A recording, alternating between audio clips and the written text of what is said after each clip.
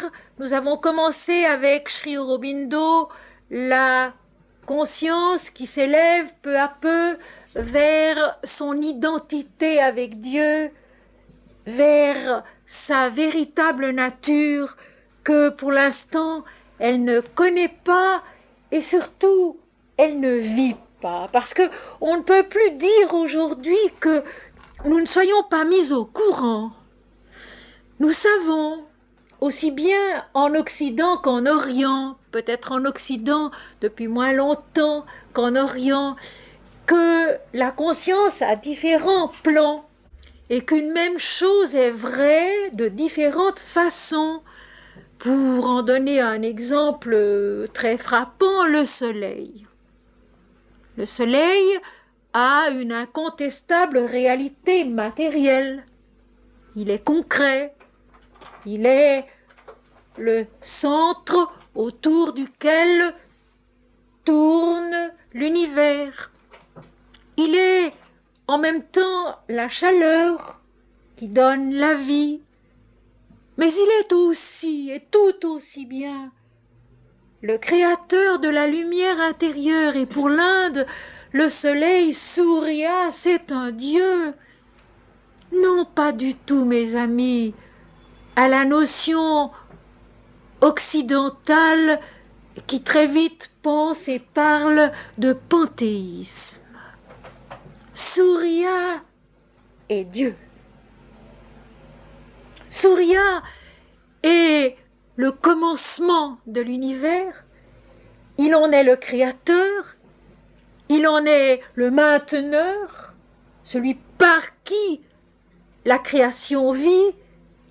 Et il en est l'illuminateur intérieur, le Père dont nous sommes les fils, la lumière dont nous sommes les petits éclats, la lumière qui est notre substance, notre vie et surtout notre devenir conscient intégral. Quand on reproche, nous autres, les Occidentaux, à l'Inde d'être panthéiste, nous ne savons pas ce que nous disons. Les dieux de l'Inde sont vrais.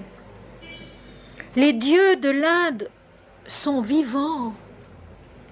On peut les rencontrer au fond de soi, établir avec eux un contact d'intelligence, d'influence, d'amour.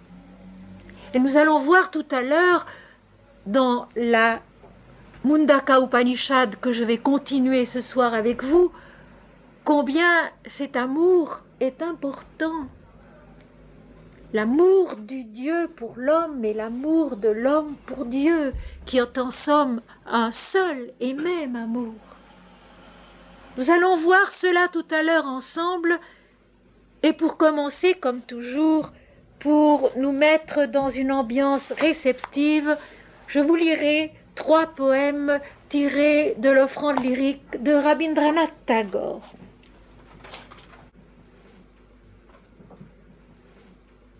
Dans la nuit de lassitude, permets que je m'abandonne sans lutte au sommeil et repose sur toi ma confiance. Permets que mon esprit languissant ne s'ingénie pas à te préparer un culte dérisoire. C'est toi qui tires le voile de la nuit sur les yeux fatigués du jour pour renouveler son regard au réveil dans une plus fraîche félicité. Durant plus d'un jour de paresse, j'ai pleuré sur le temps perdu. Pourtant, il n'est jamais perdu, mon Seigneur. Tu as pris dans tes mains chaque petit moment de ma vie. Caché au cœur des choses, tu nourris jusqu'à la germination la semence, jusqu'à l'épanouissement le bouton, et la fleur mûrissante jusqu'à l'abondance du fruit. J'étais là, sommeillant sur mon lit de paresse, et je m'imaginais que tout ouvrage avait cessé. Je m'éveillais dans le matin et trouvais mon jardin plein de merveilles et de fleurs. Durant plus d'un jour de paresse, j'ai pleuré sur le temps perdu. Pourtant, il n'est jamais perdu, mon Seigneur. Tu as pris dans tes mains chaque petit moment de ma vie. Et enfin ceci, j'attends seulement l'amour pour me renoncer moi-même entre ses mains. C'est pourquoi il est si tard. C'est pourquoi je me suis rendu coupable de telles omissions. Ils viennent avec leurs lois et leurs codes pour m'attacher. Mais moi, je leur échappe toujours, car j'attends seulement l'amour pour me renoncer moi-même entre ses mains. Les autres me blâment et m'appellent négligent. Je ne doute pas qu'ils n'aient raison dans leur blâme. Le jour du marché est passé et tout le travail des affaires est terminé. Ceux qui me réclamèrent en vain s'en sont retournés en colère. J'attends seulement l'amour pour me renoncer enfin moi-même entre ses mains.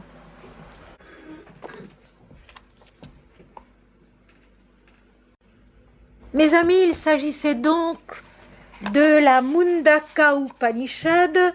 Je rappelle le sens du mot Mundaka. Mundika veut dire la guirlande de fleurs, la couronne. Ce mot contient la racine Munda qui veut dire chauve. Et la Mundaka Upanishad, c'est le vœu de la tête, c'est-à-dire la connaissance intérieure. Upanishad veut dire connaissance intérieure, la connaissance intérieure qui pénètre en l'homme quand s'ouvre le 7e plan de sa conscience, le Sahasrara, c'est-à-dire le lotus à 1000 pétales. Après ce 6e centre de la conscience, ce 6e lotus qui a 2 pétales et qui est au milieu du front et qui est l'amour du semblable, où il y a encore 2 mais qui vont s'accomplir en un. Et c'est exactement ce passage du 6e plan de la conscience au 7e plan de la conscience que nous raconte, si l'on veut, l'Upanishad. Je relis les 2 strophes que nous avons interrogées hier. Il y a 2 oiseaux qui s'agrippent à un même arbre, beaux de plumage, camarades de joug, compagnons éternels. Et l'un mange les fruits délicieux de l'arbre, et l'autre ne mange pas, mais regarde son camarade.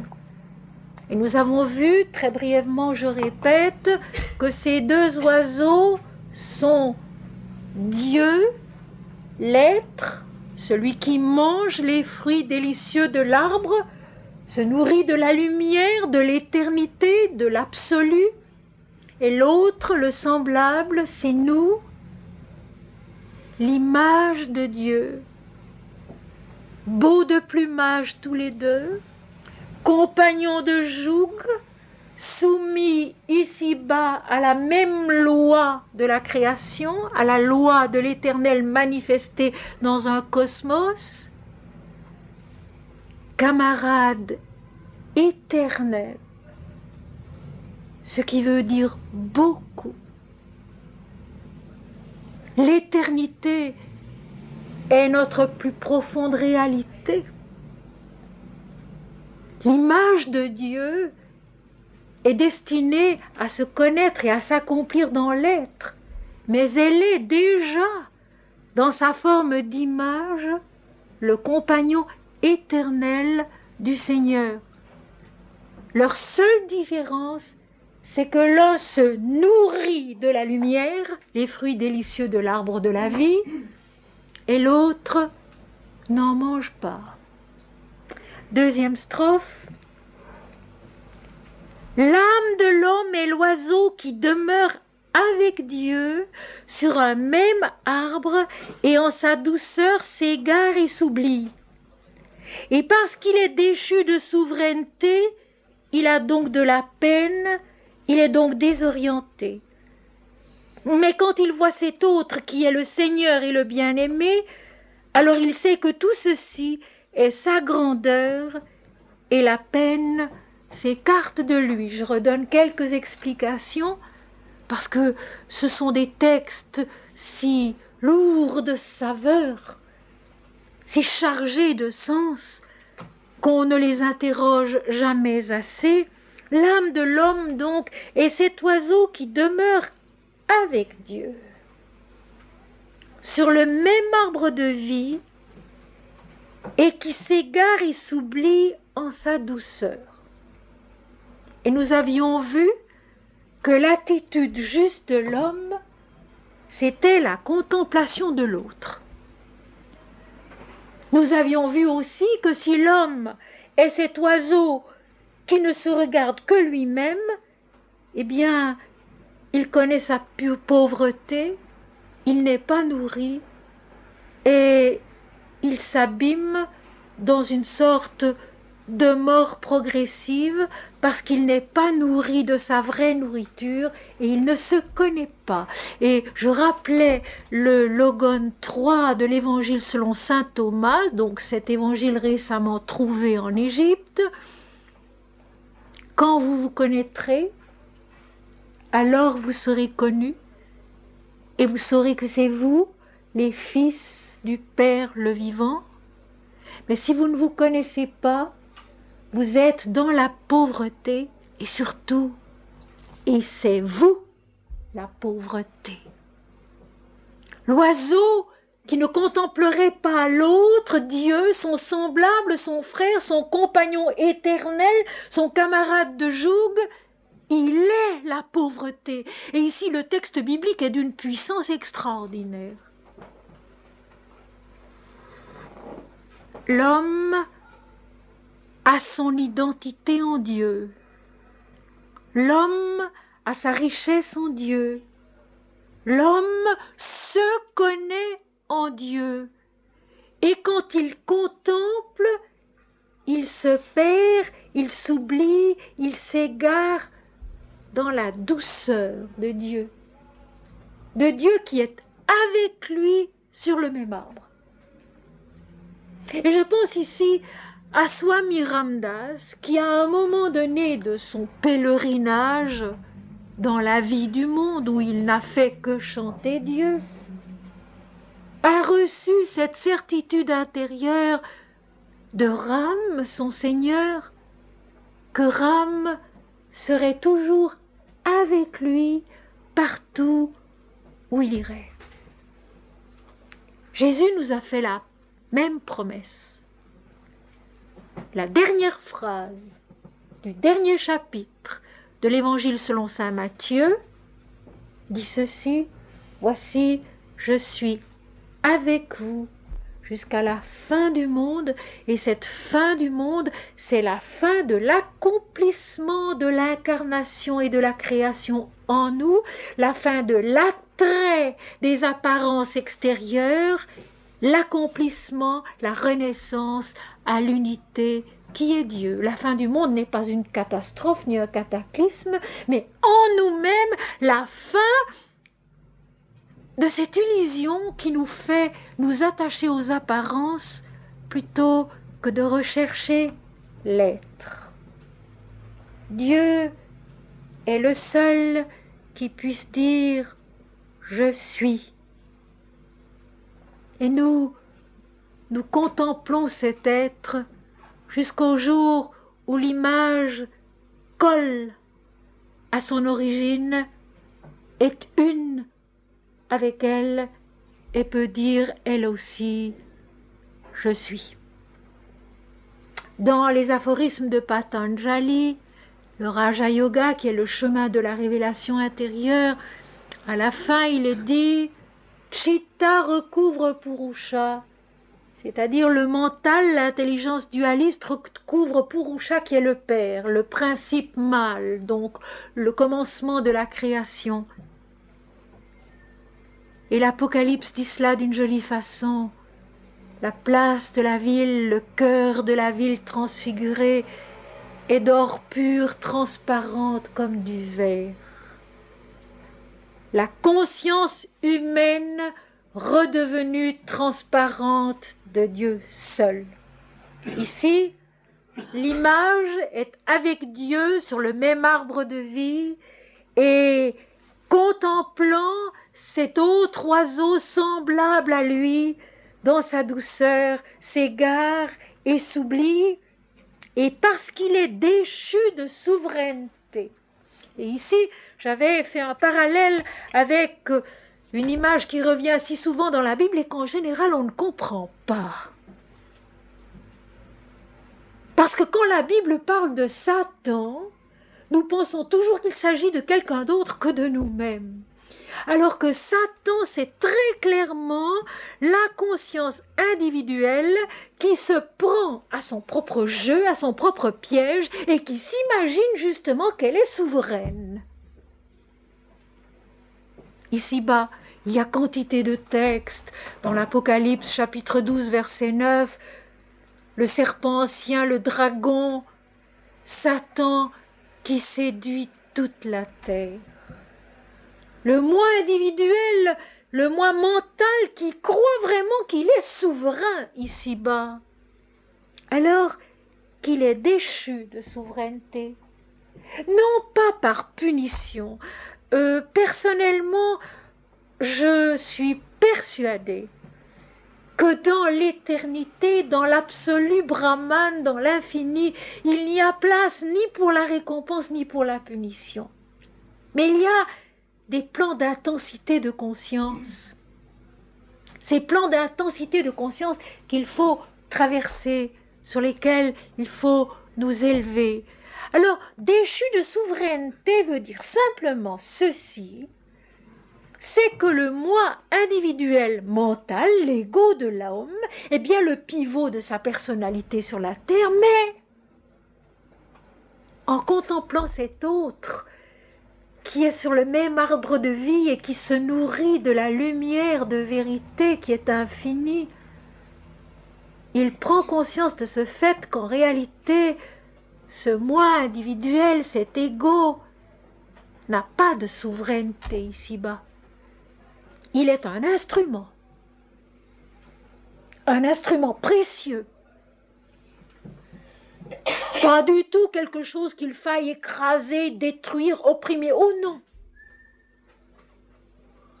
Le pivot de notre personnalité humaine sur la terre, mais qui doit grandir, qui doit être transfiguré par la lumière de l'esprit et devenir sa vraie nature, qui est la lumière, qui est l'oiseau qui se nourrit des fruits délicieux de l'arbre de vie. Déchu de souveraineté veut seulement dire qu'il n'a pour le moment pas la puissance de dominer tout ce qu'il fait, de connaître tout ce qu'il fait, de comprendre tout ce qu'il fait, mais qu'il doit attendre d'être nourri par l'esprit pour devenir cet homme nouveau que nous décrit si admirablement Sri Aurobindo et dont j'espère pouvoir vous brosser un peu un tableau à la fin de cet exposé, pour devenir un peu cet homme nouveau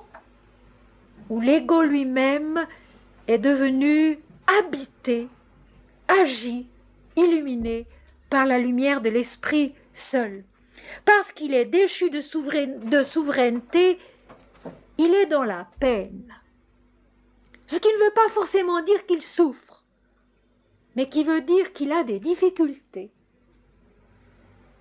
Et je crois qu'un élément de la sagesse, aussi bien quand on lit la Bible que lorsqu'on lit des textes comme ceux-ci, c'est de les dédramatiser. C'est beaucoup plus nécessaire pour la Bible que pour les Védas et les Upanishads. Il faut les dédramatiser, ne pas en faire des drames, des choses effrayantes, mais des éléments qui aident à notre compréhension profonde de la vie et de nous-mêmes. Déchu de sa souveraineté, il est dans la peine, il est dans la difficulté, parce qu'au fond, il est toujours confronté à cette dualité vie-mort, bien-mal. Dans l'Apocalypse, juste avant le 21e chapitre, où je vis, dit l'apôtre, le nouveau ciel et la nouvelle terre, car l'ancien ciel et l'ancienne terre n'étaient plus, et la mer, donc l'inconscient, avait disparu. Juste avant cela, qui est aussi le temps nouveau, l'homme nouveau, la mort et le séjour des morts ont été anéantis. La mort et le séjour des morts ont été anéantis. Entendons par là la dualité, l'opposition de la vie et de la mort, du bien et du mal. La conscience a définitivement dépassé ces opposés dans la dualité et elle est née au ciel et à la terre de l'unité divine où tout est esprit, où tout est lumière, où tout est Dieu. Il est dans la peine, donc dans la difficulté, et il est désorienté. Mais nous avons vu dans la première strophe que son orientation lui est donnée du fond de lui-même. Rappelons-nous notre moi individuel, notre ego, il est aussi fait de la lumière. Il est aussi fait de Dieu. Par conséquent, notre orientation, c'est de regarder à l'oiseau qui se nourrit de la lumière. C'est de regarder à l'être dont nous sommes l'image. La parole de Sri Aurobindo, la seule chose qui importe, c'est de garder les regards tournés vers la lumière. À force de regarder vers la lumière, peu à peu, nous devenons cette lumière. Et justement, quand il voit cet autre, qui est le Seigneur et le bien-aimé, alors il sait que tout ceci est sa grandeur, et la peine s'écarte de lui, parce que dans la contemplation de cet autre oiseau qui est semblable à lui, mais dans lequel il comprend qu'est le Seigneur, et parole si importante, le bien-aimé. Par là même, il entre déjà dans le jeu de l'unité. Il s'aperçoit que tout ceci est sa grandeur, et alors la peine s'écarte de lui. Dès que nous entrons dans le domaine de l'unité, que ce soit sur le plan humain et entre nous, que ce soit sur le plan religieux et avec Dieu, effectivement, disons tout au moins, notre peine diminue.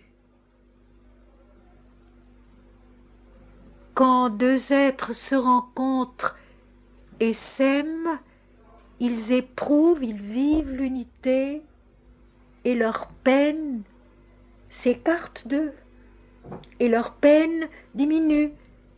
Et la peine de beaucoup d'êtres humains, c'est de ne pas avoir rencontré ce contact, soit dans une amitié, soit dans un amour, où on est un en deux. Et cette expérience toute humaine, où deux deviennent un, est le commencement de l'expérience divine, où l'oiseau qui se nourrit des fruits délicieux de l'arbre de vie et l'oiseau qui le contemple deviennent un. Et ceci, mes amis, se trouve déjà à la fin du 2e chapitre de la Genèse dans la Bible. Chaque créature est son semblable. L'homme et sa semblable qui deviennent un. Le chemin de l'unité est écrit dans la vie concrète. Nous nous acharnons à diviser. Nous nous acharnons à séparer, alors que l'humanité est une, que le monde est un, que l'esprit est un, que Dieu est un, sous tous les noms qu'il se donne dans le monde pour se faire connaître et pour se faire aimer. Et l'homme préfère distinguer, préfère séparer, préfère dire ça ce n'est pas comme nous, c'est différent, ce n'est pas la même chose, par conséquent c'est faux. Mettons le même acharnement à essayer de regrouper, à essayer d'unir, à essayer de vivre cette communion divine qui est le destin de l'humanité. Et vous voyez que déjà à la deuxième strophe de l'Upanishad, tout ceci est sa grandeur avec un S majuscule, par conséquent tout ceci est Dieu lui-même, et la peine s'écarte de lui. Première consolation, premier encouragement, première nourriture, tout est Dieu.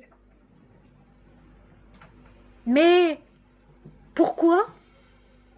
Parce que l'oiseau qui regarde l'autre, qui est son semblable, son compagnon de joug, son camarade éternel, voit en lui non pas simplement un oiseau, mais le Seigneur, plus que cela, le bien-aimé. Et mes amis, c'est ça le vrai sens qu'il faut donner à la parole du Christ, qui se trouve au chapitre 14 de l'Évangile selon saint Jean, verset 6. Nul ne vient au Père que par moi. Qu'en a-t-on fait ? On a ramené Jésus à une personne que d'autres ne sont pas, au lieu de voir en lui l'éternel Dieu, l'infini. Il l'a assez dit lui-même. Avant qu'Abraham fût, je suis. Père, tu m'as aimé avant la fondation du monde. Il est le premier-né de toute la création. Tout cela est assez clair dans la Bible, mais on ne s'en souvient pas. Et on a fait de cette parole du Christ une exclusivité. Alors que Jésus a seulement voulu dire ceci. C'est en m'aimant comme le bien-aimé, comme celui auquel on consacre tous ses élans, tous ses espoirs, tout son bonheur, toute sa joie, toute son espérance, que Jésus révèle alors ce qu'il est dans notre conscience et qu'il est ce dernier palier de l'amour, les deux pétales du lotus qui deviennent le lotus à 1000 pétales où tout est lumière et où tout est un et où l'homme et Dieu sont un, moi et le Père nous sommes un. Christ est la première différenciation de l'absolu qui est lui-même la création et l'humanité. Il est aussi la dernière différenciation à disparaître de notre conscience quand celle-ci rentre dans l'infini. Le tombeau de Pâques est vide, mes amis, il n'y a plus personne. Plus d'image, plus de visage. Seulement l'accomplissement dans l'unité. Et de même, la mère divine dont on dit dans l'Inde qu'elle est la fille de l'absolu, la Shakti, celle qui enfante les univers, est la première différenciation de l'absolu et elle est également la dernière forme divine à disparaître en nous quand notre conscience, alimentée par l'adoration du bien-aimé, de la bien-aimée, devient une avec lui et s'accomplit dans l'absolu. C'est excessivement clair, c'est excessivement simple et c'est toute la vérité. Il n'y en a pas d'autre. Et les sages et les saints chrétiens aussi, au cours des âges, n'ont jamais rien dit d'autre. Que ce soit Shankara, que ce soit Ramakrishna, que ce soit Sri Aurobindo, que ce soit Saint François d'Assise, que ce soit Saint Jean de la Croix, que ce soit Sainte Thérèse d'Avila, ils disent tous la même chose. C'est qu'à force d'avoir adoré le bien-aimé, le Seigneur, qui a donné des formes aimables de soi pour pouvoir être connu et adoré, l'oiseau sur l'arbre, semblable à l'homme. À force d'avoir adoré le bien-aimé, l'âme humaine, à un moment donné, brûle ses limites et s'accomplit dans l'identification avec le bien-aimé. Elle redevient la toute lumière infinie et absolue. Mais pour l'instant, nous n'en sommes pas si loin, tout de même nous sommes déjà assez loin. Il voit cet autre qui est le Seigneur et le bien-aimé, alors il sait que tout ceci est sa grandeur et la peine s'écarte de lui. La peine de la dualité. Si nous savons que la dualité c'est Dieu aussi, où est la peine? Si nous savons que la dualité c'est Dieu aussi, que chaque détail de la vie est une possibilité de croître en Dieu, de grandir un peu dans cette communion, dans cette unité qui sera notre but, alors à ce moment-là, on cesse de tellement se tourmenter à propos du but, mais on vit chaque instant comme une réalité. Et c'est ça le sens de donne-nous aujourd'hui notre pain quotidien. Bien sûr, le pain quotidien nécessaire au corps, mais le pain quotidien, mes amis, qu'est-ce que c'est? C'est la vérité divine de chaque instant. Le pain quotidien, c'est la vérité divine de chaque instant. Quand nous voyons que tout est Dieu, aussi la dualité, alors peu à peu, la dualité elle-même nous devient chère. Elle est le chant à deux voix, de la même beauté. Le choral à deux voix, ou à 4 voix, ou à 8 voix, ou à 16 voix, de la même harmonie. On a moins le sens aujourd'hui de ces chorales de Bach qui sont extraordinaires, qui ont jusqu'à 16 voix, et qui sont d'une puissance harmonique étonnante et d'une puissance contrapuntique étonnante.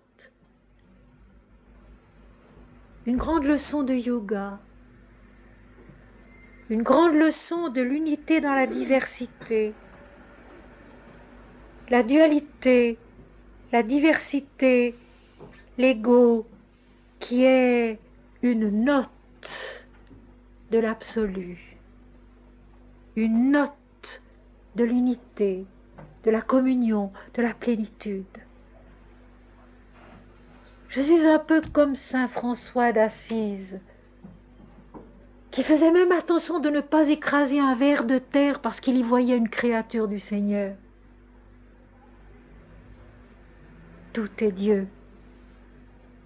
Et si nous avons la grâce de pouvoir nous exercer à voir Dieu en tout être, en toute chose, effectivement déjà un grand apaisement descend en nous. Tout est Dieu, donc chantons Dieu. Le bien-aimé, n'oublions pas, le Seigneur certes,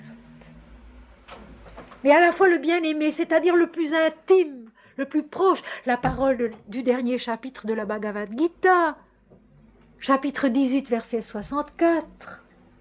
Tu es mon bien-aimé intimement. Le bien-aimé, il est tout à fait intérieur, il est tout à fait intime, il n'est pas quelque part dans l'espace. J'ai cherché Dieu partout et je ne l'ai pas trouvé. car voici, il était en moi. Il est en moi et en chacun. Alors la dualité, la diversité elle-même nous deviennent chères. Et la peine s'écarte de nous. Nous vivons la dualité comme une joie, comme un chemin qui, pas à pas, de vérité en vérité, nous conduit à la plénitude de l'unité. Quand le voyant voit, celui qui a la couleur de l'or, le Seigneur, l'Esprit, qui est l'auteur de toutes les actions et la matrice de Brahman, alors il secoue de ses ailes péché et vertu et s'élève, âme insouillable, jusqu'à l'égalité suprême. Et je répète, il s'agit ici d'un texte védantique. Veda, Vedanta. Veda, les hymnes aux dieux védiques, aux dieux du cosmos. La connaissance dans le cosmos. Vedanta, la connaissance de l'unité. Les Upanishads sont des textes de l'unité et Vedanta veut dire ce qui succède au Veda. Mais comme je l'ai expliqué hier, Veda et Vedanta sont toujours présents ensemble dans la création et en nous. La dualité qui conduit à l'unité. Et ici, il y a de quoi réfléchir. Quand le voyant voit, il y a là une intensité dont j'ai déjà parlé hier. L'oiseau qui regarde l'autre, son compagnon éternel, peut ne voir qu'un oiseau semblable à lui. Mais si le regard de son âme s'éveille, alors il voit Dieu en lui. Et cet oiseau devient pour lui le bien-aimé, celui auquel il aspire de s'unir. Alors ici, quand le voyant voit, c'est voir avec son âme, c'est voir avec les énergies supérieures de notre conscience, non pas avec l'inconscient, non pas avec le subconscient, non pas avec la lourde conscience dualiste vitale mentale où sont les passions, l'agressivité, les instincts incontrôlés, mais avec déjà une maîtrise de soi qui sait que tout est Dieu et que par conséquent il faut voir dans l'autre oiseau le chemin qui conduit à la nourriture. Et il est tellement souvent question de nourriture dans les textes sacrés. Dans l'Apocalypse aussi, chapitre 2, verset 17. À celui qui vaincra, je donnerai de la manne cachée, et je lui donnerai un caillou blanc, et sur ce caillou est écrit un nom que nul ne connaît, si ce n'est celui qui le reçoit. Toujours la manne, la nourriture. Cette fois-ci, la nourriture de l'esprit. Quand le voyant voit, il y a des moments où nous voyons. Il y a des moments exceptionnels, des moments de grâce où du fond de nous-mêmes, nous percevons dans la vie quelque chose d'autre et quelque chose de plus que ce que nous pouvons y voir quotidiennement. Où nous comprenons soudain mieux un texte que nous avions pourtant déjà lu des quantités de fois. Où nous comprenons mieux quelqu'un qui jusqu'ici était pour nous une énigme. Où nous comprenons mieux un élément de la nature. Où nous comprenons mieux quelque chose de la vie. Ce sont des moments de grâce, ceux-là, où nous sommes le voyant qui voit, c'est-à-dire qui comprend. Parce que voir et comprendre sont un dans ce cas-là. Ce sont deux éléments mystiques, où tout d'un coup il y a fusion entre voir et comprendre. Ce que nous voyons simplement comme un objet devient soudain une révélation divine, une révélation de l'esprit. Quand le voyant voit, c'est-à-dire comprend, saisit quelque chose de ce qui est à l'intérieur de la forme, à l'intérieur de la vie, celui avec majuscule qui a la couleur de l'or, qui est le Seigneur, l'Esprit. Là aussi, il faut remarquer et admirer la correspondance continuelle entre les différents textes sacrés, entre la Bible et ici l'Upanishad, l'image toujours de l'or. L'or, couleur chaude de la lumière spirituelle, et puis surtout incorruptibilité de l'or.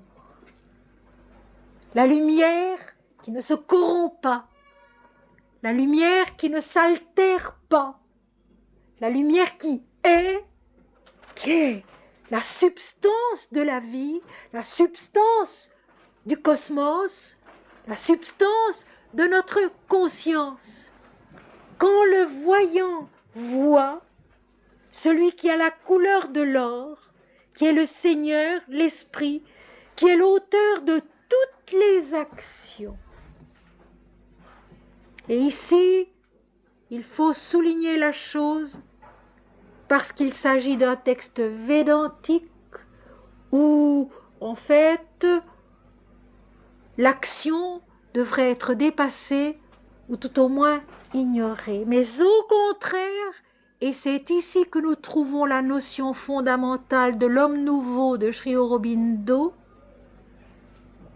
c'est que l'homme nouveau n'est pas quelqu'un qui quitte le monde, n'est pas un ermite, n'est pas quelqu'un qui se soustrait aux tâches et à l'activité du monde, mais quelqu'un qui agit toujours inspiré par l'Esprit, par le Seigneur, par l'or incorruptible de la lumière spirituelle. Et c'est la base même du temps nouveau, la base même de l'homme nouveau que Sri Aurobindo a longuement essayé de décrire dans le 4e tome de sa vie divine et qu'il appelle l'homme gnostique, ce que je vous disais hier. À l'homme ignorant qu'il est fils de Dieu succède l'homme conscient qu'il est fils de Dieu. Eh bien, ce voyant qui voit, celui qui a la couleur de l'or, c'est-à-dire qui est la lumière, qui est l'éclat de la lumière, la substance de la lumière qui est la substance de la vie, l'incorruptibilité de la lumière, le Seigneur, l'Esprit qui est l'auteur de toutes les actions. Il est le Créateur, il est celui qui agit dans sa création, il est celui qui conduit sa création vers la résurrection, vers la renaissance à l'absolu, vers la renaissance à la toute lumière. Et il est en même temps la matrice de Brahman. Brahman est l'absolu. Mais en Brahman, toute la puissance de la vie est présente. Toute la puissance créatrice est là. Et cette puissance créatrice, il la délègue à sa Shakti, à la mère divine qui va enfanter les mondes. Donc, mes amis, une fois de plus, nous avons expliqué la métaphysique du monde. Brahman est l'absolu. Brahman est l'or de la lumière, l'esprit parfait, le Seigneur, mais en lui réside aussi la matrice de toutes les formes. Le commencement, la possibilité de tous les noms, de toutes les formes, donc de tous les devenirs en lui qui est l'absolu. Quand le voyant voit celui qui a la couleur de l'or, le Seigneur, l'Esprit, qui est l'auteur de toute action et la matrice de Brahman, alors il secoue de ses ailes. Nous aurions pu attendre qu'il secoue de ses ailes sa peine, sa perplexité, le fait d'être désorienté, non. Il secoue de ses ailes péché et vertu. Il secoue de ses ailes justement le jeu des dualités. Et nous retrouvons notre cher Ramakrishna, qui ne connaissait peut-être pas la Mundaka Upanishad, parce que Ramakrishna n'a pas lu tant de textes, mais qui le savait du fond de lui-même, et qui disait: on prend une épine qui s'appelle le bien ou la vertu, pour employer le terme de l'Upanishad, et avec cette épine, on enlève l'autre épine qui s'appelle le péché, et puis on les jette toutes les deux, car l'absolu, car la sainteté est au-delà.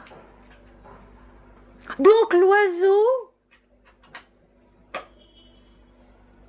ne secoue pas de ses ailes sa souffrance, sa désorientation, sa perplexité, sa peine. Il secoue les dualités, à la fois le péché et la vertu, qui sont justement des éléments de la vie sur la terre, des éléments qui sont dépassés dans la conscience divine de l'or de l'esprit. Et je voudrais pouvoir, mes amis, dans une certaine mesure, vous donner cela. Je voudrais pouvoir vous faire toucher avec votre conscience et avec votre cœur ce qui se passe lorsque les yeux clos, l'âme unie en Dieu, cet or de l'esprit parfois apparaît en nous, se lève en nous, rayonne en nous. Effectivement, ce n'est pas un soulagement de la souffrance, mais c'est un soulagement des dualités. Tout devient lumière, tout est vie divine, tout est un, tout est l'esprit, tout est le Seigneur. Et alors, effectivement, l'opposé du péché et de la vertu, de l'agréable et du désagréable, tombe.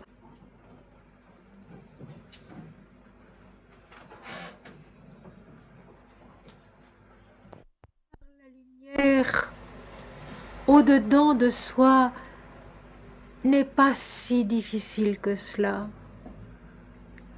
Il faut y croire, il faut l'aimer plus que soi-même, plus que sa propre vie, plus que la vie.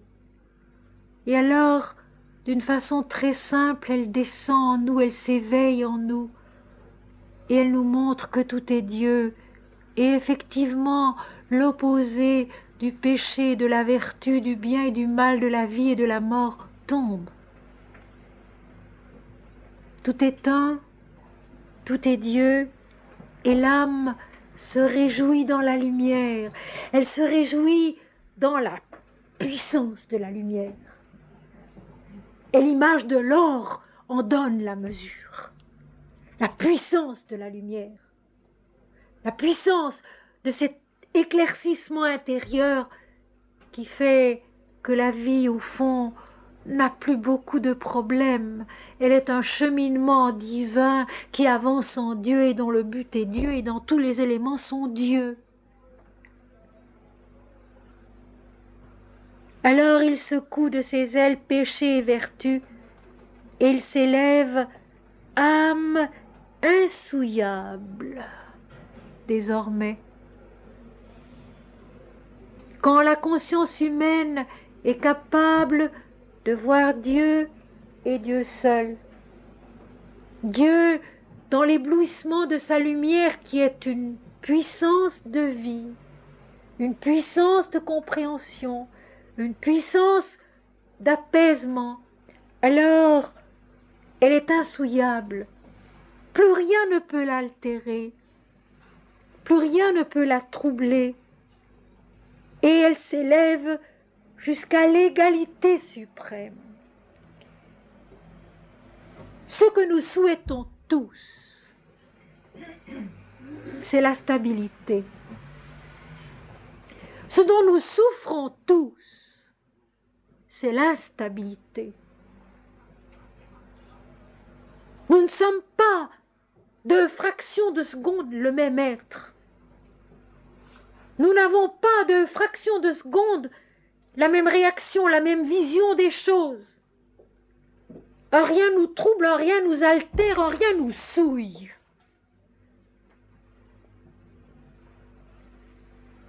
Alors que lorsque nous sommes vraiment centrés sur la lumière, sur l'or de la lumière, sur la puissance incorruptible de la lumière en nous, parce que notre conscience est lumière, que nous savons que tout est Dieu et que Dieu est en nous, alors nous parvenons à cet état si merveilleusement décrit par un très vieux texte sanskrit, stable en l'état de plénitude où il n'est ni moi ni mien. Stable en l'état de plénitude où il n'est ni moi ni mien. On raconte une jolie histoire, et je vais vous la dire ce soir, vous la connaissez peut-être. Deux ermites vivaient depuis très longtemps en parfaite entente ensemble. Et un jour, ils se sont dit, mais enfin, voilà des années que nous vivons ensemble et que nous ne nous sommes jamais disputés. Comment font donc les hommes qui se disputent toujours à propos de tout et de rien? Alors ils ont réfléchi et puis ils ont essayé un petit jeu. Ils ne possédaient pas grand-chose, mais ils possédaient un banc. Un banc devant leur ermitage sur lequel ils aimaient s'asseoir au soleil. Et l'un des ermites dit un jour à l'autre, « Eh bien, ce banc est à moi. » L'autre a répondu, « Mais non, ce banc est à moi. » Le premier a essayé de répéter, « Mais non, ce banc est à moi. » Puis le second a répondu, « Mais bien sûr, mon frère, qu'il est à toi. Il est à toi, garde-le. Je m'assiérai par terre. » La source de toutes les disputes humaines, c'est le moi et le mien, à tous les niveaux de l'échelle. Ça peut ne pas être un banc, ça peut ne pas être un objet, ça peut être une opinion, ça peut être un sentiment, ça peut être l'appréciation qu'on porte sur un événement, sur un spectacle. Tout nous est sujet de dispute parce que nous sommes ligotés par le moi et le mien. Alors que l'oiseau qui contemple l'autre sur le même arbre de vie se sait semblable à lui et finalement un avec lui. Ainsi, tout nous appartient et rien ne nous appartient. Tout est nous et rien n'est nous. À quoi bon nous disputer pour des chimères? Essayons plutôt de nous accomplir dans la communion de la vie où tous les actes viennent de l'esprit, c'est l'homme nouveau, le temps nouveau, et où toute vie sort de la matrice du Brahman, de l'absolu. L'égalité suprême, c'est cette stabilité dans la plénitude où il n'est ni moi ni mien. Et avec Sri Aurobindo, je suis persuadée qu'il n'est absolument pas nécessaire de se vouer à une ascèse compliquée et dure pour y arriver. Au contraire, s'efforcer dans la vie de tous les jours comme elle est, avec simplicité, avec sobriété, avec maîtrise de soi, avec santé, mais avec au fond de soi cette disposition profonde à accepter l'autre tel qu'il est, à accepter les événements tels qu'ils sont et à apporter une présence qui est stable dans l'état de plénitude où il n'est ni moi ni mien. Que de disputes tombent, que d'énervement tombe, que d'agressivité tombe quand on essaye de vivre ainsi. Et voici maintenant le commencement de la description de l'homme nouveau, de cet homme du temps nouveau auquel Sri Aurobindo a tant voulu travailler et dont il a voulu essayer de hâter la venue. L'homme sage le connaît comme la vie dont la lumière devient apparente en tous les êtres existants. Et il ne prend plaisir ni au dogme, ni aux longues discussions. Quand on pense que ce sont des textes tellement anciens, on est frappé de leur actualité. Ce sont des textes qui n'ont pas d'âge, mais on est frappé de leur actualité. L'homme sage le connaît. J'ai souvent coutume de dire: nous ne savons rien d'autre de Dieu que son nom. Nous ne savons rien d'autre de Dieu que son nom. Et nous ne pouvons pas mettre grande idée bien certaine sur la notion que nous avons de Dieu. Et en effet, Dieu est autre chose que tout ce que nous pouvons imaginer. J'ai écrit il y a très longtemps cette phrase qui me paraît juste: Dieu est cela qu'on trouve au fond de soi quand tout le reste a été dépassé. Alors ici, dans l'Upanishad, l'homme sage le connaît comme la vie dont la lumière devient apparente en tous les êtres vivants. C'est extraordinaire. Dieu est la lumière, l'or de l'esprit. Et cette lumière, et cet or, cette perfection de l'esprit devient apparente dans le cosmos, dans l'humanité, en tous les êtres vivants, dans toutes les existences. La lumière est en chacun de nous. La lumière est chacun de nous. Mais nous ne nous référons pas assez à cette lumière. Nous ne nous référons pas assez à cet esprit qui devrait devenir le commencement, l'origine et l'intelligence de chacun de nos actes, de chacune de nos pensées.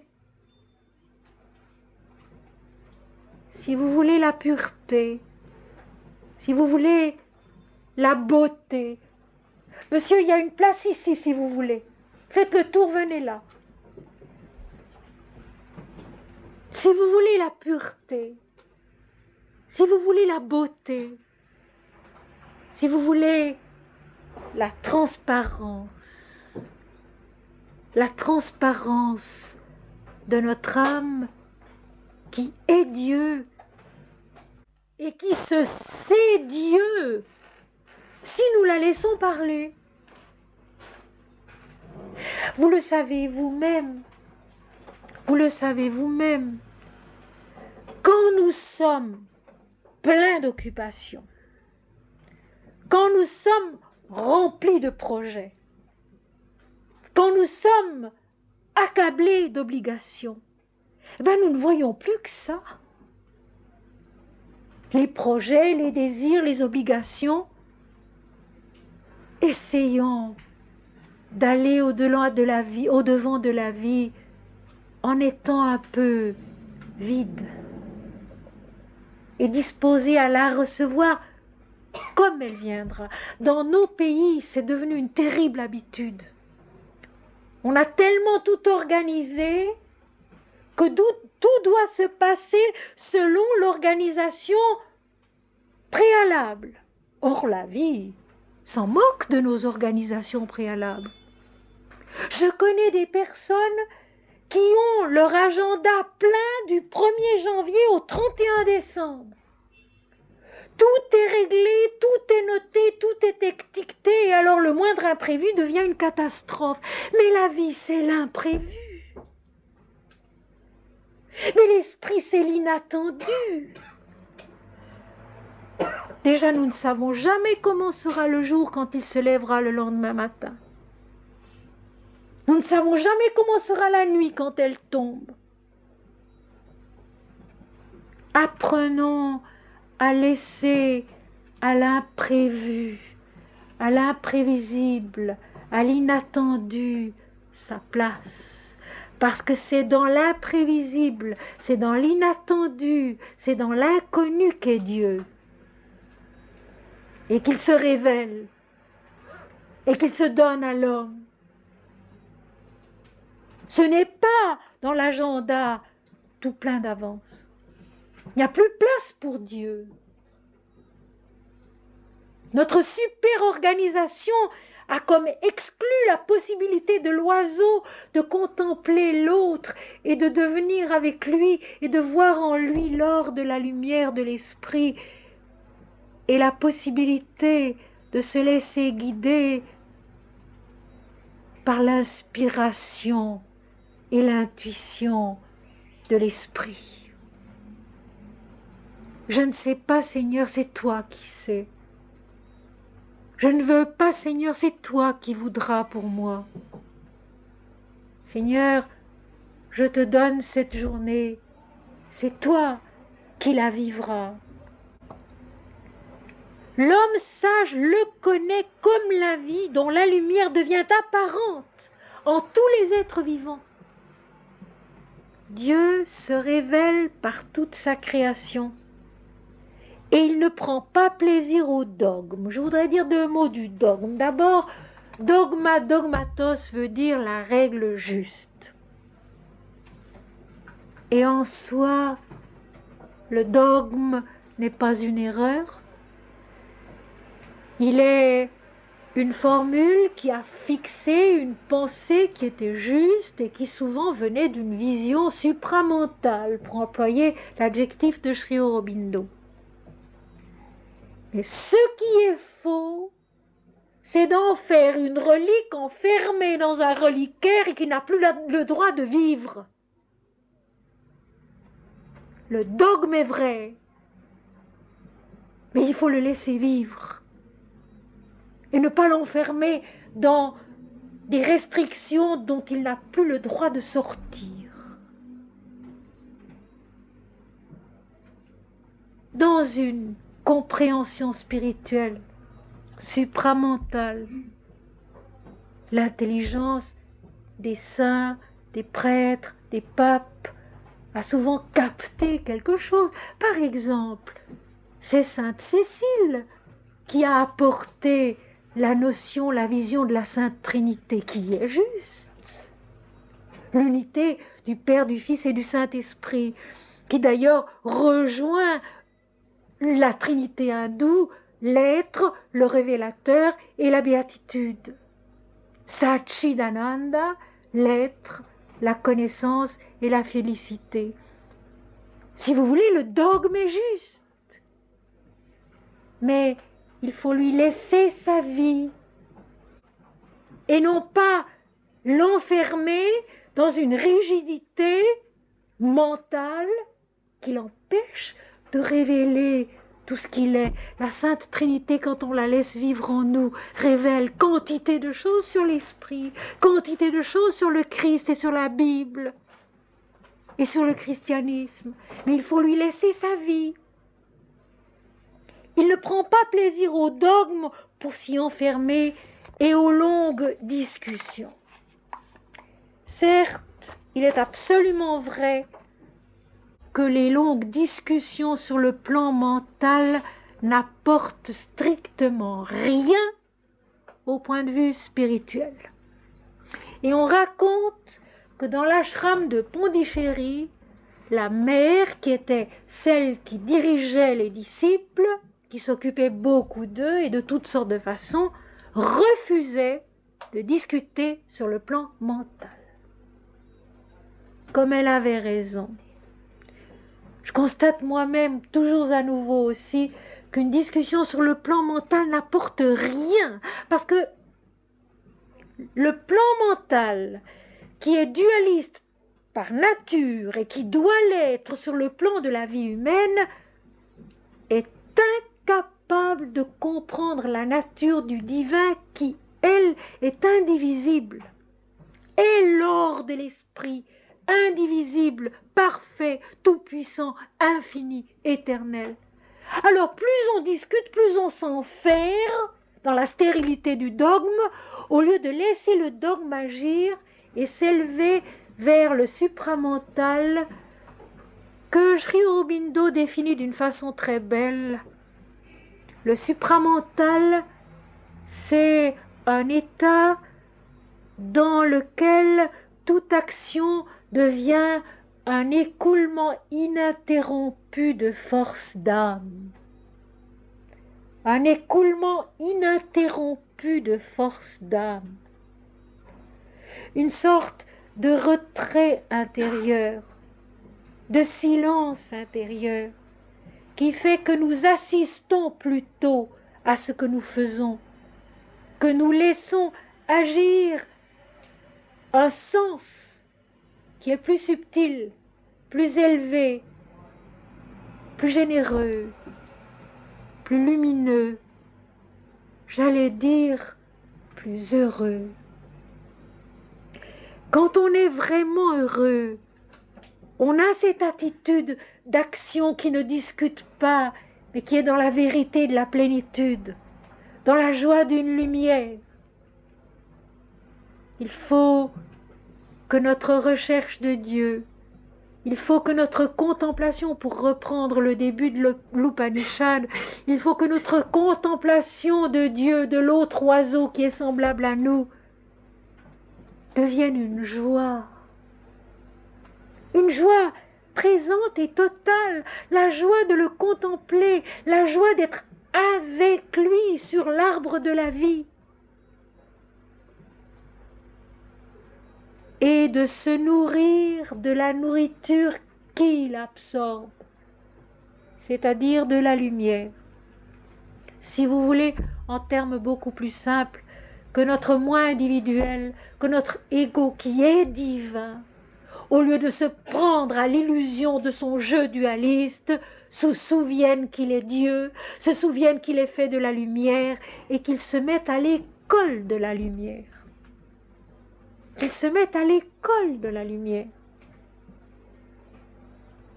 Se mettre à l'école de la lumière, c'est bien sûr se mettre à l'école des textes que nous lisons ensemble. C'est aussi se mettre à l'école de la méditation et de la prière. Au lieu de discuter, être. Au lieu de s'agiter, méditer. C'est d'ailleurs vrai dans les différents métiers de la vie humaine. Un artiste en pleine action devient parfaitement laconique quant à tout ce qui ne concerne pas son travail. Il est concentré sur son travail et n'a pas envie de discuter d'autre chose. Un chirurgien qui fait une opération se tait et se concentre sur cet acte de vie, cet acte de beauté qu'est le travail qu'il fait. C'est une méditation et toute la vie peut être une méditation du matin au soir et du soir au matin. Il ne prend pas plaisir aux dogmes et aux longues discussions parce qu'il est absorbé par cette contemplation qui est, nous l'avons vu donc tout à l'heure, l'adoration du bien-aimé au-dedans de lui-même et non pas extérieurement. Et voici maintenant un des passages les plus extraordinaires de cette Mundaka Upanishad. Celui qui fait toutes les actions en jouant dans le moi avec M majuscule, et qui a dans le moi tout son délice et son plaisir, est le meilleur d'entre les connaisseurs de Brahman, qui fait toutes les actions, donc pas qui s'abstient des actions. Et nous sommes dans un texte védantique, comme d'ailleurs la Bhagavad Gita, qui est aussi un texte védantique. Et au chapitre 6, longuement, la Bhagavad Gita explique qu'il faut accomplir les actions qui doivent être faites. Chacun la sienne. Et ici, une première remarque pratique importante. Ne nous comparons jamais les uns aux autres. Ne nous disons pas tel et tel a un travail qui est meilleur que le mien. Tel et tel a une vie qui lui permet plus de progrès spirituel que la mienne. Rappelons-nous la parole de Swami Vivekananda. Vous voyez ce sage que chacun admire pour sa science des Védas et pour sa puissance de méditation. Et vous voyez ce balayeur de rue que tout le monde méprise. En vérité, je vous le dis, le balayeur de rue a fait dans cette vie-ci plus de progrès que le sage. Ne nous comparons pas. Ne nous envions pas les uns les autres. Chacun est où il est. Et il est le même oiseau qui contemple l'autre oiseau semblable à soi et qui est Dieu. Celui qui fait toutes les actions en jouant dans le moi. Toutes les actions en se souvenant de Dieu. Dieu est Dieu seul, la lumière de l'esprit, et qui a dans le moi tout son délice et son plaisir. Quoi qu'il fasse, il chante Dieu. Je balaye une chambre, c'est pour Dieu. Je prépare un repas, c'est pour Dieu. Je fais un travail de comptabilité, c'est pour Dieu. Je fais des courses, c'est pour Dieu. Chanter Dieu partout, en tout, voir Dieu en tout, partout, c'est extrêmement puissant. Ça a pour premier effet de nous tranquilliser.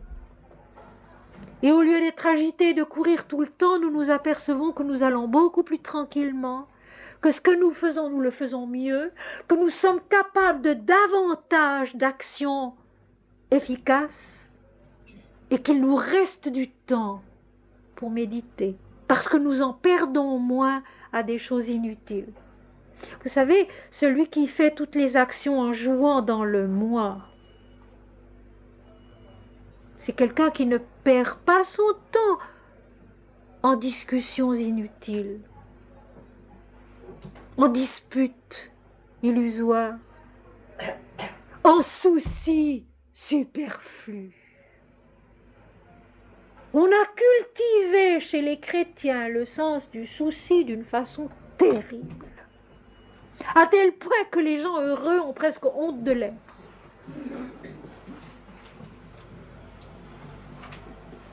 Il faut se faire du souci, c'est vraiment la suprême marque de l'affection. Mais non. Et c'est le grand poète belge qui l'a dit, Maeterlinck. Il faut entourer ceux qu'on aime de pensées fortes. Il faut entourer ceux qu'on aime de pensées fortes. Et devant la maladie, même grave, même apparemment incurable, devant les difficultés, au lieu de se faire du souci, opposer à la maladie une attitude de santé, une attitude d'amour, une attitude de joie et de confiance, qui est beaucoup plus efficace que tous les soucis du monde qu'on peut se faire. Le souci, c'est encore une forme d'égoïsme. C'est se centrer en soi-même sur l'ego de l'autre. Mais l'autre est Dieu, même très malade.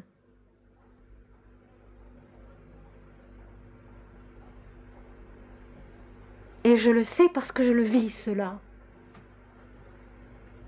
J'ai quelqu'un de très malade dans ma famille. D'une maladie qui peut très bien ne pas se guérir si les circonstances ne s'y prêtent pas. Eh bien, la bonne attitude, c'est de croire à la santé. C'est de regarder la santé. C'est d'avoir la force et la joie de vivre à côté de la maladie en la soignant, mais sans lui donner plus d'importance qu'elle n'en a. Dieu dans la malade, Dieu en nous. C'est ça, faire les actions en se jouant dans le moi. Toujours se souvenir que tout est Dieu, que tout est un, cet or de l'esprit, cette lumière du Seigneur et du bien-aimé qui est en chacun et en tous et qui attend son heure. Le temps est précieux, le temps est utile et c'est Dieu qui sait qu'il est l'heure. Il y a une parole du Christ que j'aime entre tous, c'est quand à plusieurs reprises il répond « Mon heure n'est pas venue ». Mon heure n'est pas venue. Et puis un jour il dit mon heure est venue. Père, l'heure est venue. Glorifie-moi comme je t'ai glorifié. Et c'est Golgotha, mais c'est la gloire. Père, l'heure est venue. Glorifie-moi comme je t'ai glorifié. C'est la mort au petit moi individuel et la victoire de l'esprit dans l'incarnation, la naissance de l'homme nouveau,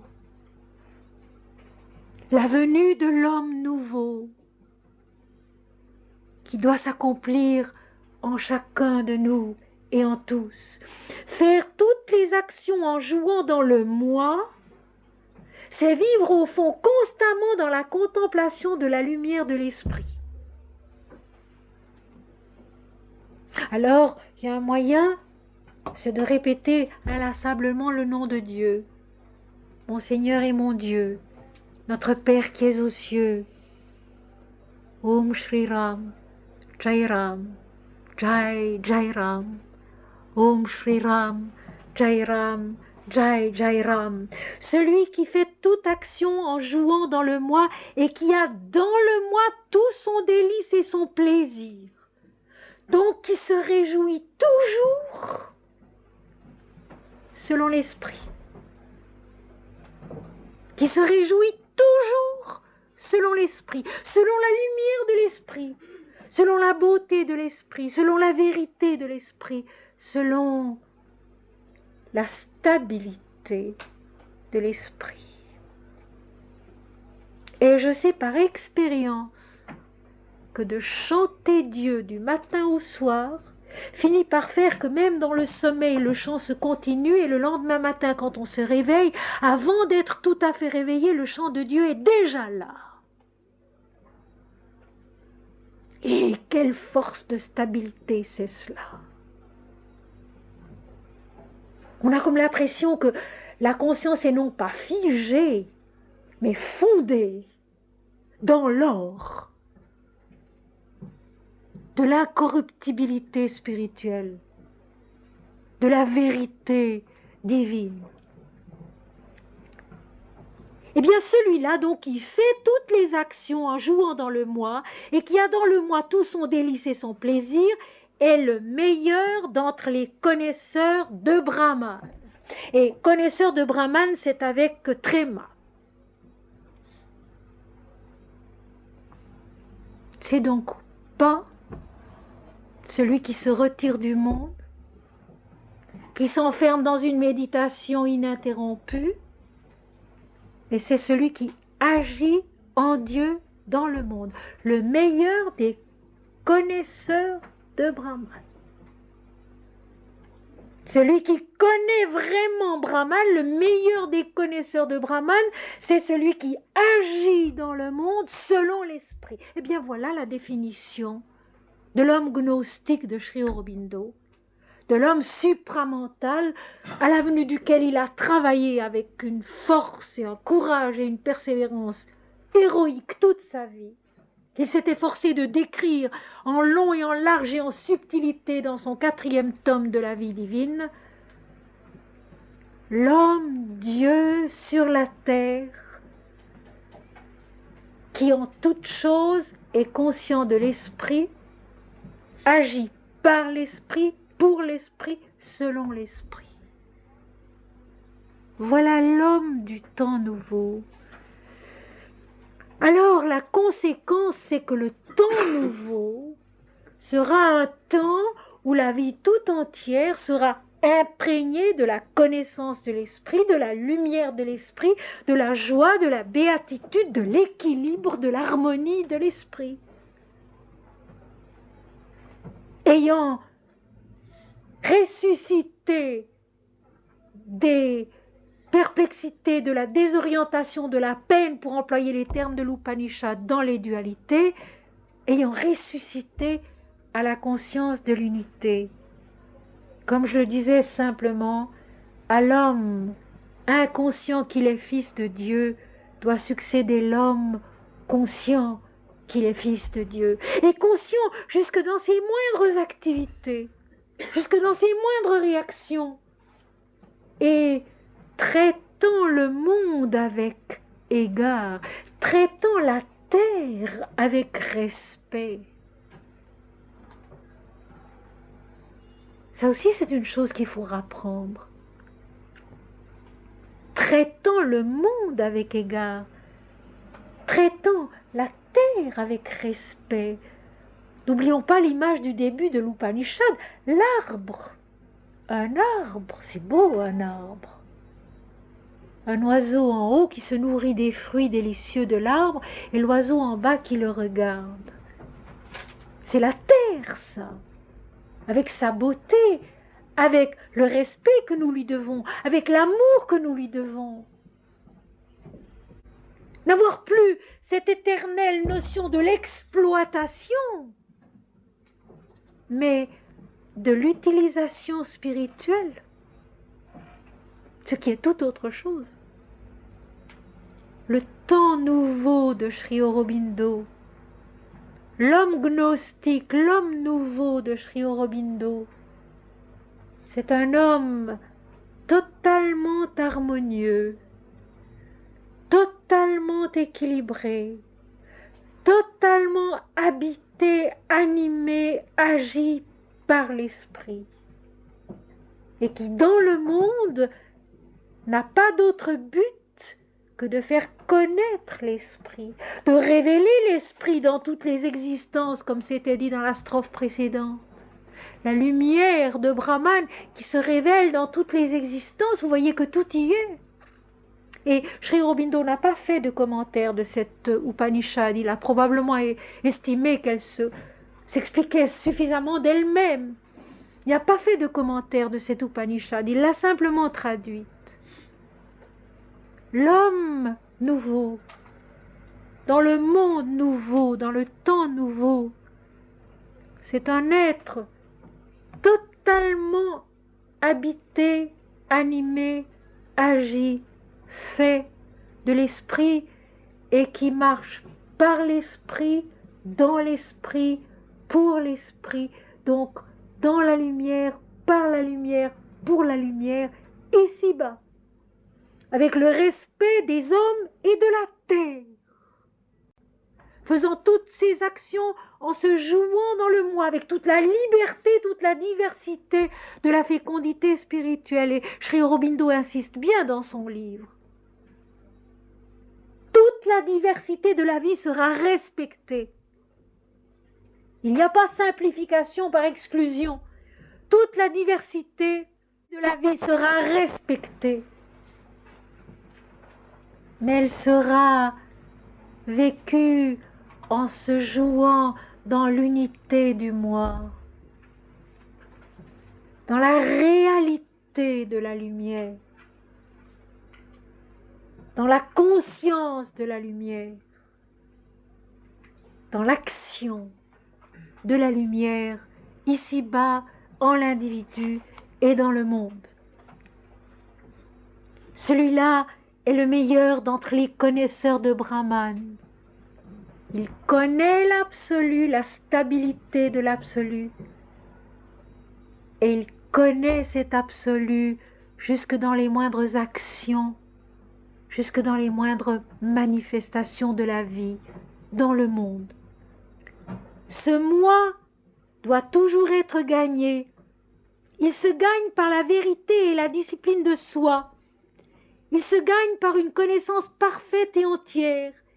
Il se gagne en vivant divinement, car il est ici, clair et lumineux, dans le corps intérieur que ceux qui cherchent et s'efforcent, par le déclin du défaut humain, parviennent à contempler. Ce moi doit toujours être gagné, en effet.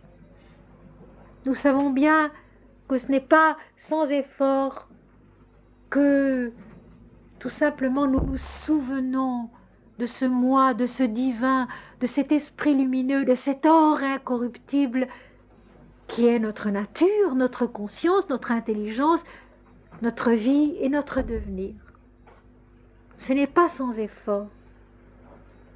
Déjà au XVe siècle, Chaitanya disait à notre époque, la meilleure méditation, c'est la répétition du nom de Dieu. Et c'est vrai de nos jours.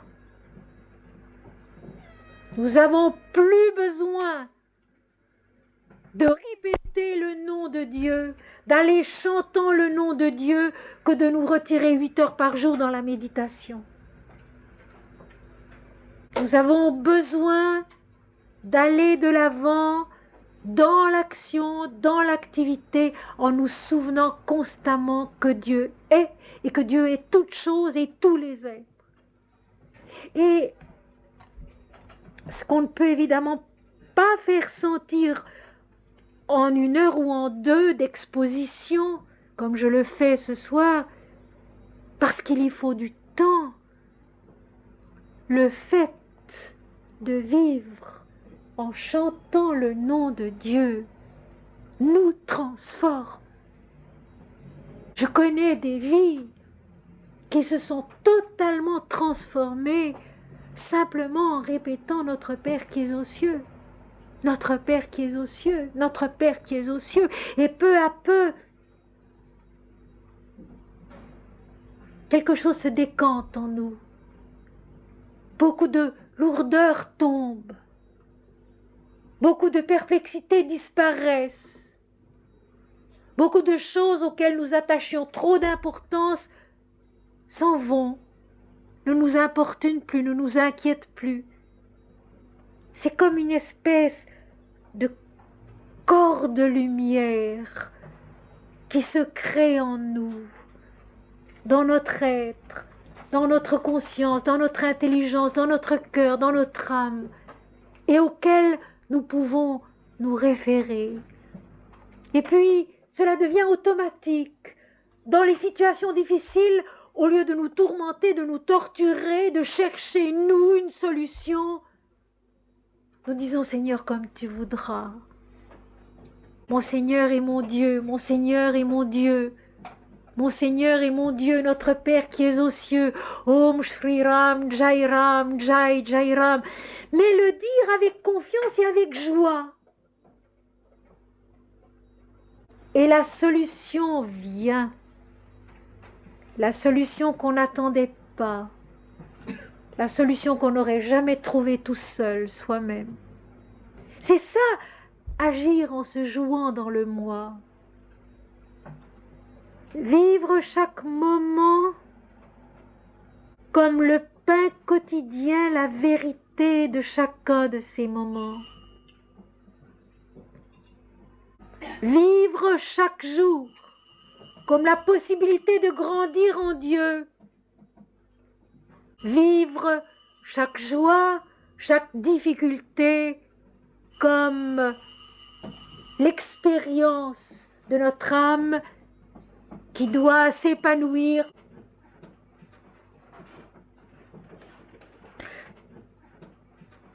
Ce moi doit toujours être gagné.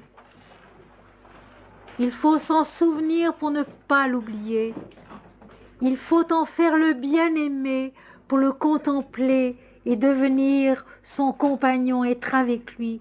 Il se gagne par la vérité et la discipline de soi.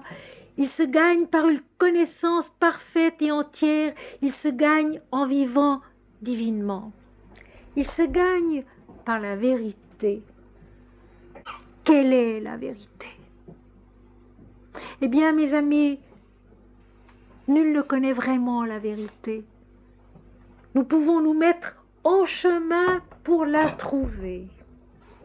Et se mettre en chemin pour la trouver, c'est aller vers un cœur qui s'élargit, dans plus de générosité, dans plus de désintéressement, dans plus de joie, dans plus de confiance, dans une intelligence qui se développe et qui, au lieu de se restreindre et devenir intolérante, devient au contraire de plus en plus compréhensive, accueillante et tolérante.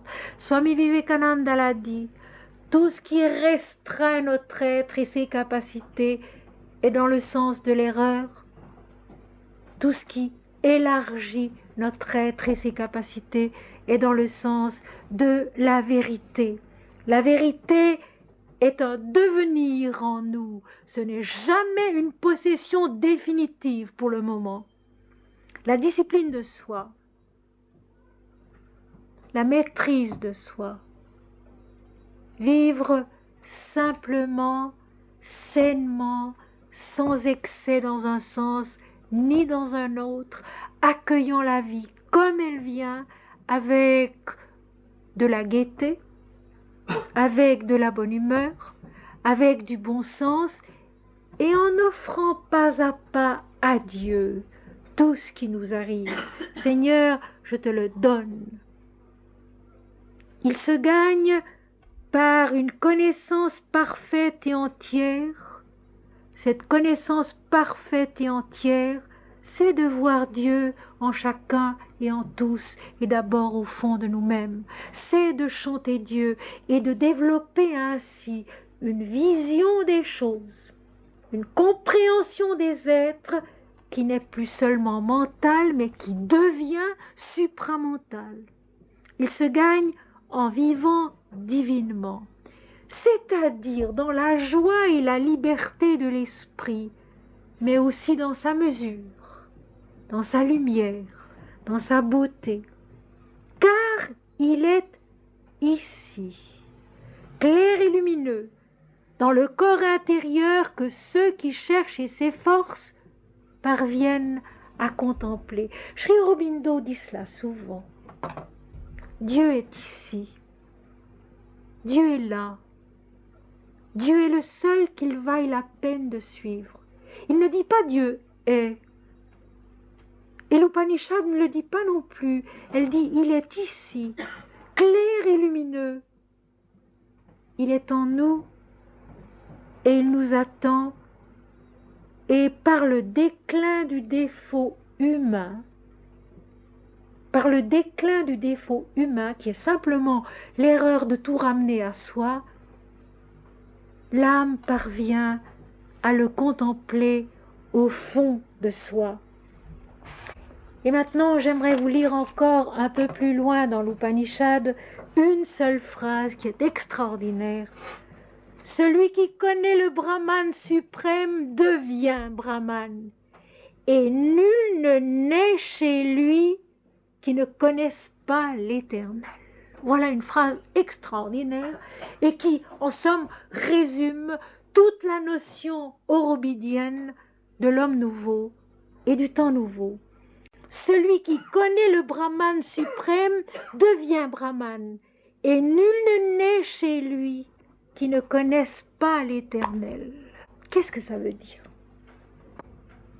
Celui qui, à force de méditation, à force de contempler la lumière de l'esprit, l'or de l'esprit, le Seigneur et le bien-aimé, s'accomplit dans l'absolu.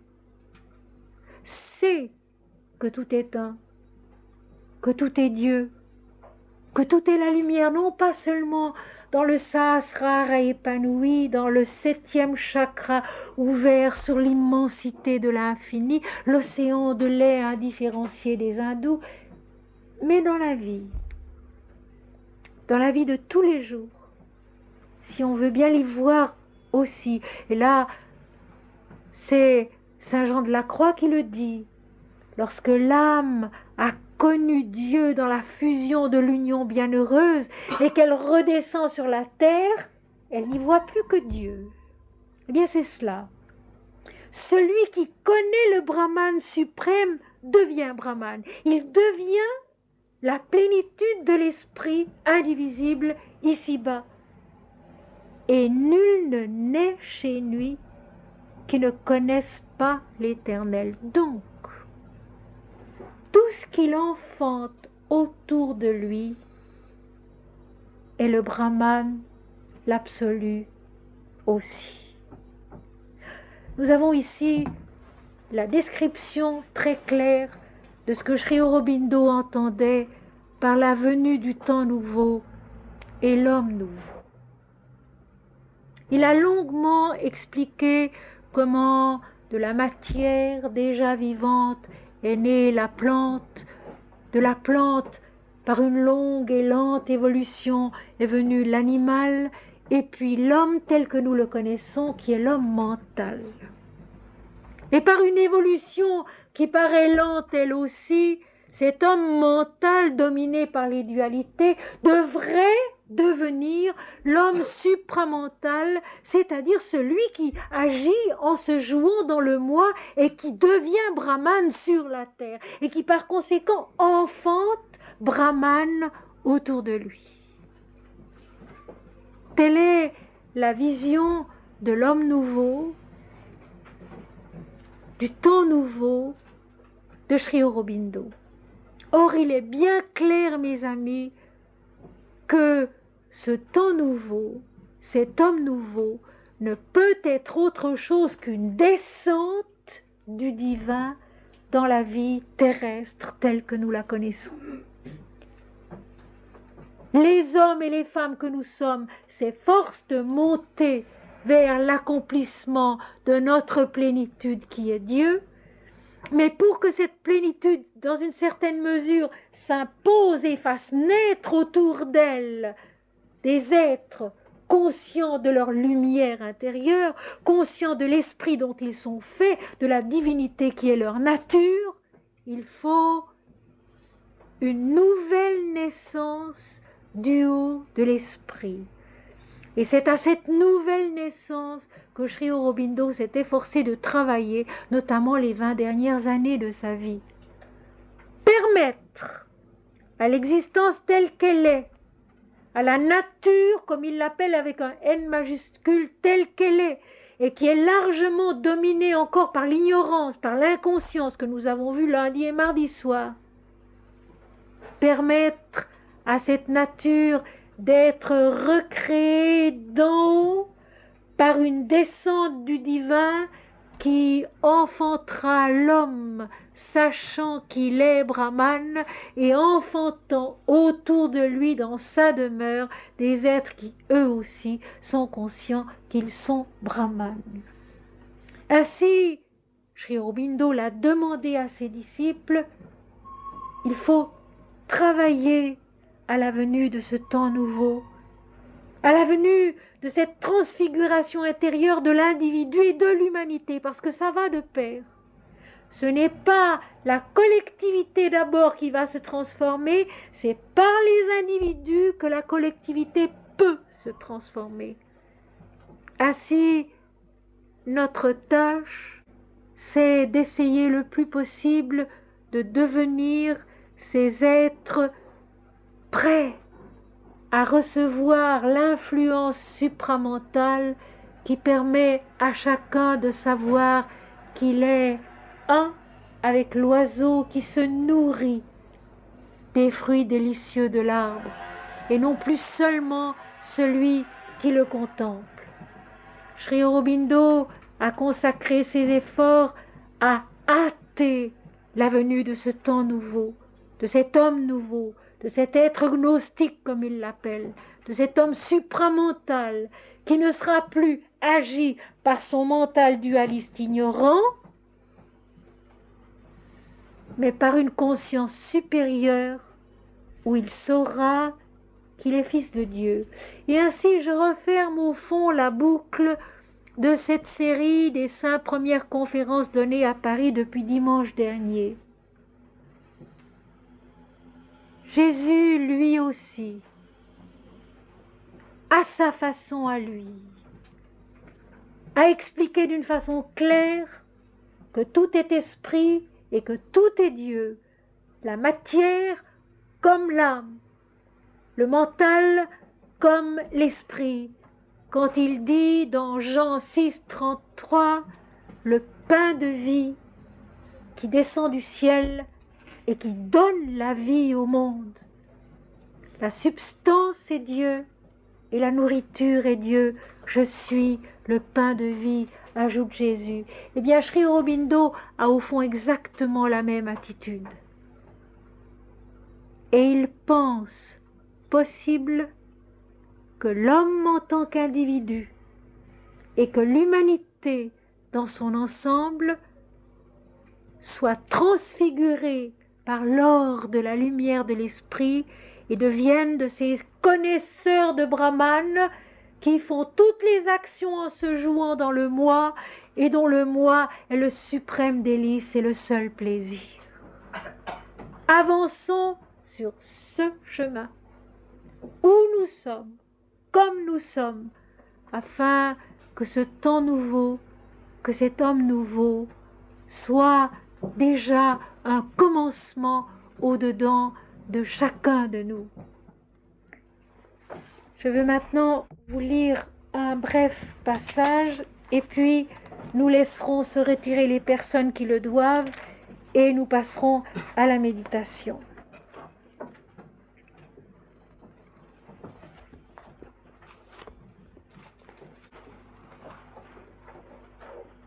À quoi servent la religion et la foi si elles n'apportent pas à l'homme la maîtrise de soi, la maîtrise sereine et joyeuse de l'amour? La forme sous laquelle la révélation nous atteint a peu d'importance. Ce qui importe, c'est la joie et la certitude qu'elle nous donne, la puissance transfiguratrice et sanctificatrice qu'elle suscite en nous. Dieu est cela qu'on trouve au fond de soi quand tout le reste a été dépassé. La lumière de vérité luit en nous telle une flamme blanche. Quand l'ego se retire de la pensée, elle monte, éclatant en gerbes d'étincelles et absorbant toute chose dans sa vie. Elle est la joie, elle est la connaissance, la paix et la sainteté. Par elle, nous savons que l'amour de Dieu est la plus grande réalité de l'existence. La forme sous laquelle la révélation nous atteint a peu d'importance. Ce qui importe, c'est la joie et la certitude qu'elle nous donne, la puissance transfiguratrice et sanctificatrice qu'elle suscite en nous. Dieu est cela qu'on trouve au fond de soi quand tout le reste a été dépassé. La lumière de vérité luit en nous telle une flamme blanche. Quand l'ego se retire de la pensée, elle monte, éclatant en gerbes d'étincelles et absorbant toute chose dans sa vie. Elle est la joie, elle est la connaissance, la paix et la sainteté. Par elle, nous savons que l'amour de Dieu est la plus grande réalité de l'existence. Le voyant qui voit, l'oiseau qui devient pour lui le Seigneur, l'or de l'esprit et surtout le bien-aimé. Maintenant, mes amis, nous allons aérer un peu. Les personnes qui doivent se retirer le feront et puis nous passerons à la méditation.